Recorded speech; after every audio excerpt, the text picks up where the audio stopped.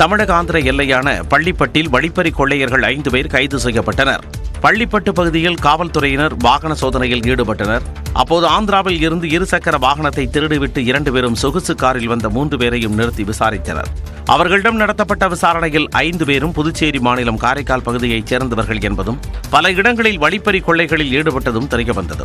தமிழகம் மற்றும் புதுச்சேரியில் இவர்கள் மீது 40 வழக்குகள் நிலுவையில் இருப்பது தெரியவந்ததை அடுத்து கார் மற்றும் இருசக்கர வாகனத்தை காவல்துறையினர் பறிமுதல் செய்தனர்.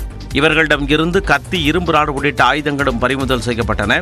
இதையடுத்து விவேக், முகமது கைஃப், மணிகண்டன், பெருமாள் ராஜா, அண்ணாதுரை ஆகிய 5 பேரும் பள்ளிப்பட்டு நீதிமன்றத்தில் ஆஜர்படுத்தப்பட்டு சிறையில் அடைக்கப்பட்டனர். எல்லை தாண்டி மீன்பிடித்ததாக மண்டபத்தை சேர்ந்த 8 மீனவர்களை 2 படகுகளுடன் இலங்கை கடற்படையினர் கைது செய்துள்ளனர். ராமநாதபுரம் மாவட்டம் மண்டபம் கடல் பகுதியிலிருந்து மீனவர்கள் நேற்று கடலுக்கு மீன்பிடிக்க சென்றனர். நெடுந்தீவு அருகே மீன்பிடித்துக் கொண்டிருக்கும் போது அங்கு வந்த இலங்கை கடற்படை எல்லை தாண்டி மீன்பிடித்ததாக கூறி 2 விசை படகுகளுடன் 8 மீனவர்களையும் சிறைப்பிடித்தனர். பிறகு கைதான மீனவர்களை காங்கேசன்துறை துறைமுகத்திற்கு அழைத்து சென்று விசாரித்து வருகின்றனர். கடந்த சில நாட்களுக்கு முன்பாக ராமேஸ்வரத்தை சேர்ந்த 14 மீனவர்களை இலங்கை கடற்படை சிறைப்பிடித்து சென்றது. இதனை கண்டித்து நேற்று ராமேஸ்வர மீனவர்கள் ஒருநாள் அடையாள வேலை நிறுத்தத்தில் ஈடுபட்டனர். இந்நிலையில் மேலும் 8 மீனவர்கள் சிறைப்பிடிக்கப்பட்டது மீனவர்களுடைய அதிர்ச்சியை ஏற்படுத்தியுள்ளது. திருவண்ணாமலை கார்த்திகை தீப திருவிழாவையொட்டி வரும் 12ஆம் தேதி முதல் 15ஆம் தேதி வரை 4089 சிறப்பு பேருந்துகள் இயக்கப்பட உள்ளதாக அறிவிக்கப்பட்டுள்ளது. டிசம்பர் 13ஆம் தேதி கார்த்திகை தீப திருவிழா மற்றும் அடுத்த நாளான 14ஆம் தேதி பௌர்ணமி கிரிவலம் நடைபெற உள்ளது. இதற்காக 12ஆம் தேதி முதல் 15ஆம் தேதி வரை பல்வேறு பகுதிகளில் இருந்தும் திருவண்ணாமலைக்கு வரும் பக்தர்களின் வசதிக்காக சிறப்பு பேருந்துகள் இயக்கப்பட உள்ளன. அதன்படி சென்னையில் இருந்தும், தமிழ்நாட்டின் பிற மாவட்டங்கள் மற்றும் புதுச்சேரியில் இருந்தும், பெங்களூருவில் இருந்தும் சிறப்பு பேருந்துகள் இயக்கப்பட உள்ளதாக தமிழ்நாடு அரசு போக்குவரத்து கழகம் அறிவித்துள்ளது. அந்த நாட்களில் 4089 பேருந்துகள் மூலம் 10,110 நடைகள் இயக்கப்பட உள்ளன. மேலும் போக்குவரத்து நெரிசலை தவிர்ப்பதற்காக 9 தற்காலிக பேருந்து நிலையங்களில் இருந்து கிரிவல பாதையை இணைக்கும் வகையில் 40 சிற்றுந்துகள் கட்டணமில்லாமல் இயக்கப்பட உள்ளதாகவும் அறிவிக்கப்பட்டுள்ளது. அண்மை செய்திகளுக்கு தொடர்ந்து இணைந்திருங்கள். இது நியூஸ் 18 தமிழ்நாடு.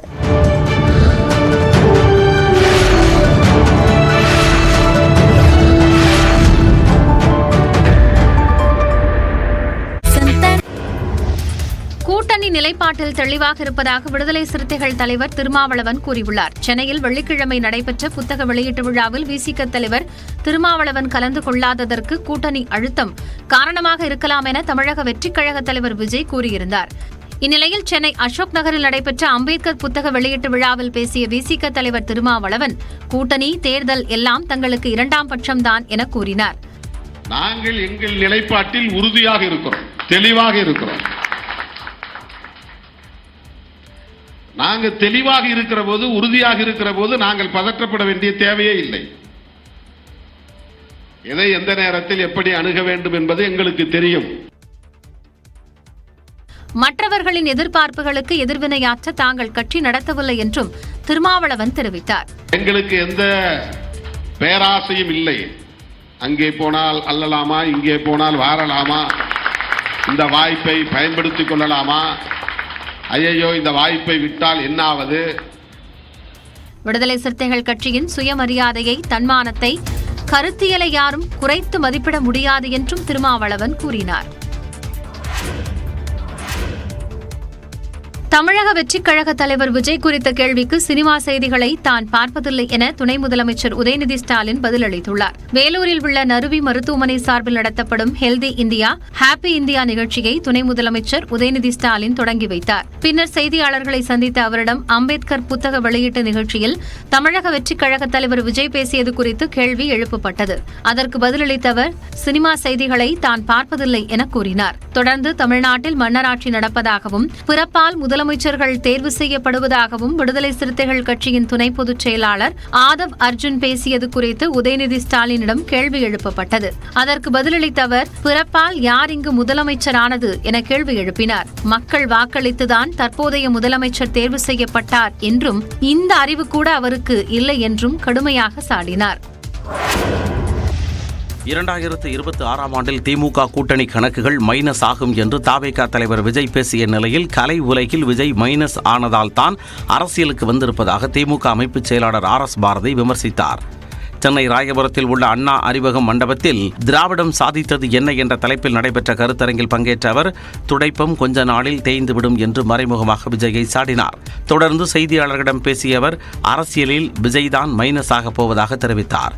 திமுக கூட்டணி கணக்கு மக்கள் மைனஸ் ஆக்குவார்கள் சொல்லிட்டு பேசியிருக்காரு. அவர் மைனஸ் ஆக போறாரு. கலை உலகிலிருந்து அவர் மைனஸ் ஆனதுனால தான் இங்க வந்திருக்காரு. எங்கள் கூட்டணி உறுதியாக இருக்கிறது.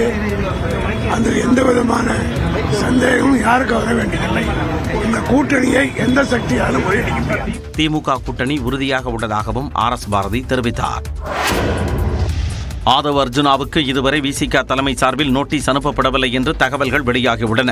திமுகவுடனான விசிகவின் கூட்டணியை பாதிக்கும் வகையில் விசிக துணை பொதுச் செயலாளர் ஆதவ் அர்ஜுனா பேசி வருவதாக தெரிவித்த திருமாவளவன், இது தொடர்பாக அவரிடம் விளக்கம் கேட்கப்படும் என்று கூறியிருந்தார். இந்த சூழலில் ஆதவ் அர்ஜுனாவுக்கு இதுவரை விளக்கம் கேட்டு நோட்டீஸ் எதுவும் விசிக தலைமை சார்பில் அனுப்பப்படவில்லை என்று கூறப்படுகிறது. எனினும் ஆதவ் அர்ஜுனாவுக்கு கட்சி நிர்வாகிகள் மத்தியில் அதிருப்தி அதிகரித்துள்ளதாகவும் தகவல் வெளியாகியுள்ளது. இதனிடையே அம்பேத்கரை தன்வயப்படுத்தி அரசியல் ஆதாயம் தேட பலர் முனைப்பு காட்டுவதாக விடுதலை சிறுத்தைகள் கட்சி MP ரவிக்குமார் விமர்சித்துள்ளார். புரட்சியாளர் அம்பேத்கரை தாங்களும் அகவயப்படுத்திக் கொள்ளலாம், தன்வயப்படுத்திக் கொள்ளலாம், அதன் மூலம் அரசியல் ஆதாயம் தேடலாம் என்ற முனைப்பு இன்று பல இடங்களிலும் வெளிப்படுவதை நாம் பார்க்கிறோம். ஆதவ் அர்ஜுனாவின் நட்பு விஜயின் அரசியலுக்கு நல்லதல்ல என இயக்குனர் அமீர் தெரிவித்துள்ளார். இதுகுறித்து வாட்ஸ்அப் ஸ்டேட்டஸ் வைத்துள்ள அமீர், பிறப்பால் ஒருவர் பணக்காரர் ஆகலாம், பணக்கார வாரிசுகளை மணப்பதாலும் ஒருவர் பணக்காரர் ஆகலாம் என தனது பதிவில் குறிப்பிட்டுள்ளார். ஜனநாயக நாட்டில் மக்கள் ஆதரவு இல்லாமல் ஒருவர் முதலமைச்சராக முடியாது என தெரிவித்துள்ளார். மேலும் செல்வந்தர்களின் திடீர் அரசியல் பிரவேசம் என்றைக்குமே மக்களுக்கு நன்மை தராது என்றும் அமீர் தனது பதிவில் தெரிவித்துள்ளார்.